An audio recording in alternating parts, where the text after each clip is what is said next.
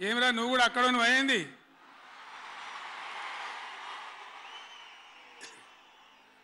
రాజశేఖర రెడ్డి చూడొచ్చు కదా పని ఏం చేయకమని అంతే దాలిగా బాగానే ఉందా ఏం చేయకమను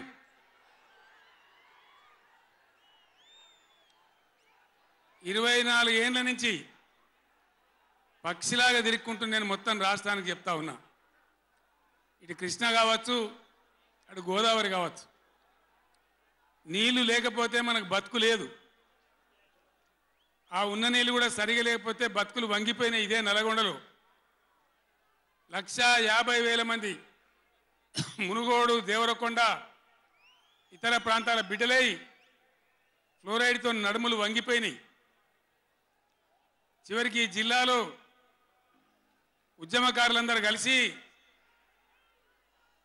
ఆ ఫ్లోరైడ్ ఎఫెక్ట్ అనే బిడ్డలను తీసుకుపోయి ప్రధానమంత్రి టేబుల్ మీద పండబెట్టి అయ్యా మా బతికిదంటే కూడా ఎవడు పట్టించుకునే వాళ్ళు లేడు ఆనాడు పార్టీలు లేవా ఎమ్మెల్యేలు లేరా మంత్రులు లేరా ఎవడు పట్టించుకోలే నల్లగొండలో బీఆర్ఎస్ ప్రభుత్వం వచ్చిన తర్వాత జీరో ఫ్లోరైడ్ నల్లగొండ ఫ్లోరైడ్ రహితంగా చేసిందే బీఆర్ఎస్ గవర్నమెంట్ బీఆర్ఎస్ పార్టీ అక్కడ ప్రజలు నడితే చెప్తున్నారు ఇలా ఇంతకుముందు మాకు కాళ్ళు గుంజుతుండే పెద్ద ఇబ్బంది అవుతుండే నడుములు గుంజుతుండే భగీరథ నీళ్ళు వచ్చిన కాడి నుంచి ఆ బాధలు పోయినాయి అని చెప్తున్నారు ఎవరిని అడిగినా కూడా చెప్తున్నారు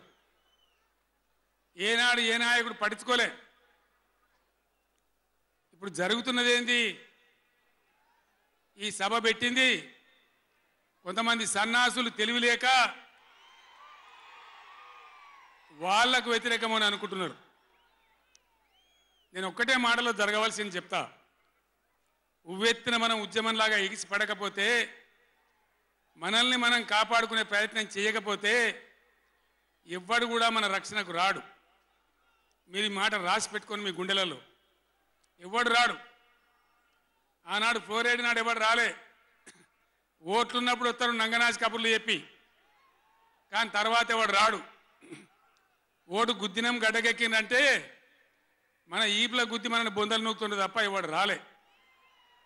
ఇది జరిగిన చరిత్ర ఇప్పుడు జరుగుతున్న చరిత్ర దయచేసి మీరు గమనించాలి ఇది ఆషామాషి కాదు ఇది చిల్లర మల్లర రాజకీయ సభ కాదు రాష్ట్ర ప్రభుత్వానికి కాదు రాష్ట్ర నాయకులకు కాదు ఇలా నీళ్లు వంచడానికి సిద్ధంగా ఉన్నటువంటి బ్రిజేష్ కుమార్ ట్రిబ్యునల్కు కానీ కేంద్ర ప్రభుత్వానికి కానీ